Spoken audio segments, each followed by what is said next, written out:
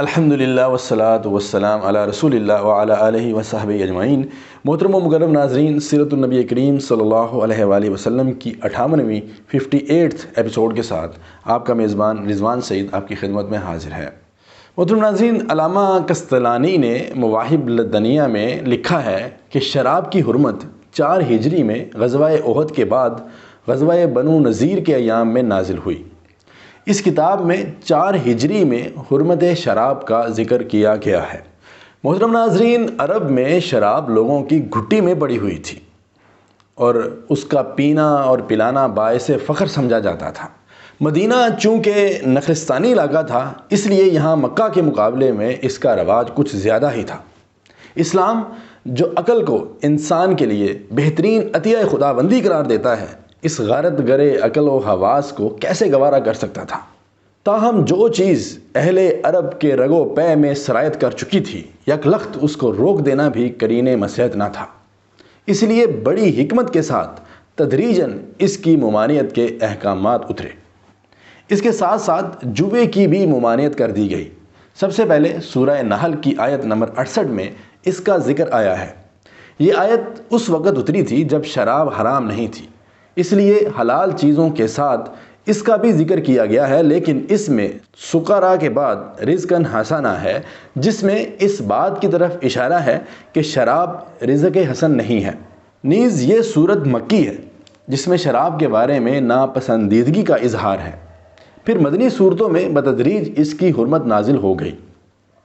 ایک بار حضرت عمر فاروق رضی اللہ تعالیٰ عنہ اور حضرت معاذ بن جبل رضی اللہ تعالیٰ عنہ نے حضرت صلی اللہ علیہ وآلہ وسلم سے شراب کے بارے میں پوچھا، کیونکہ اس چیز سے دولت کی بربادی کے ساتھ ساتھ عقل میں فطور بھی پیدا ہو رہا تھا۔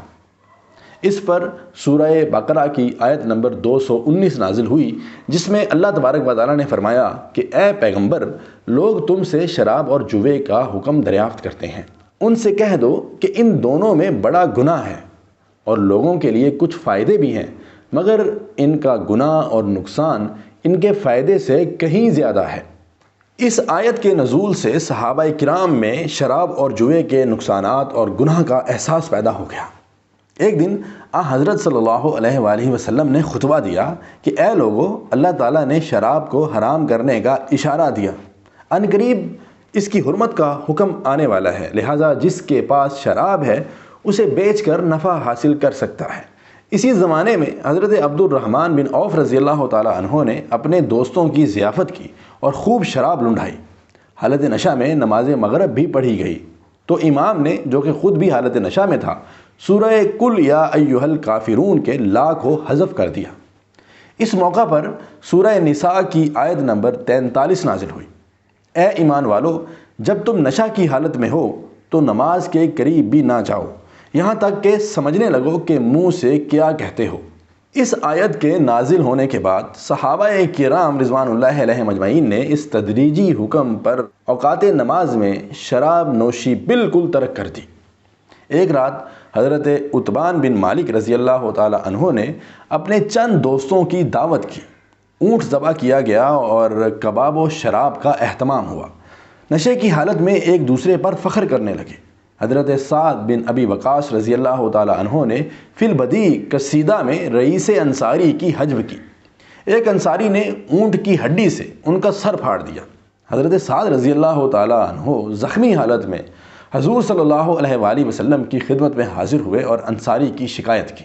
یہ حالت دیکھ کر حضرت عمر رضی اللہ تعالیٰ عنہ نے، جو وہاں موجود تھے، بارگاہ رب العزت سے دعا کی کہ اے اللہ، شراب کے بارے میں واضح احکام نازل فرما، اس لیے کہ شراب تو مال و عقل دونوں کی دشمن ہے۔ اس پر سورہ مائدہ کی آیات 90 تا 92 نازل ہوئیں، جن میں شراب کے قطعی حرام ہونے کا ذکر ہے۔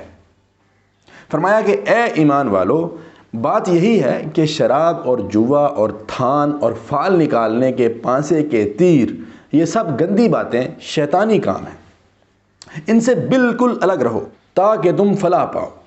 شیطان تو یہ چاہتا ہے کہ شراب اور جوے کے ذریعے سے تمہارے آپس میں عداوت اور بغض واقع کرا دے اور اللہ تعالیٰ کی یاد سے اور نماز سے تم کو باز رکھے۔ سو اب بھی باز آ جاؤ اور تم اللہ کی اطاعت کرتے رہو اور احتیاط رکھو کہ اگر اعتراض کرو گے تو یہ جان رکھو کہ ہمارے رسول کے ذمہ صرف صاف صاف پہنچا دینا ہے۔ عزیز دوستو، ان آیات کے نازل ہونے کے بعد شراب اور جوے کی قطعی حرمت کا اعلان ہو گیا۔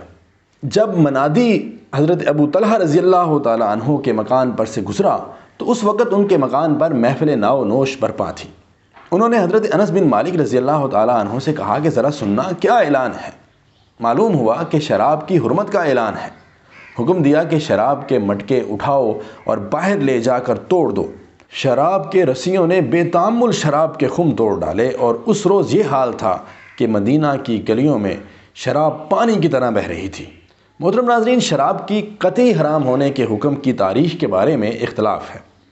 4 ہجری، 6 ہجری یا 8 ہجری تینوں سنین کے بارے میں روایتیں ملتی ہیں، لیکن علامہ قسطلانی رحمۃ اللہ علیہ نے مواہب لدنیہ میں لکھا ہے کہ شراب کی حرمت 4 ہجری میں غزوہ احد کے بعد غزوہ بنو نذیر کے ایام میں نازل ہوئی۔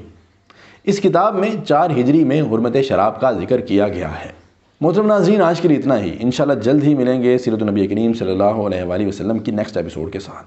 اپنا بہت سارا خیال رکھیے گا، دعا میں یاد رکھیے گا۔ اللہ نگہبان۔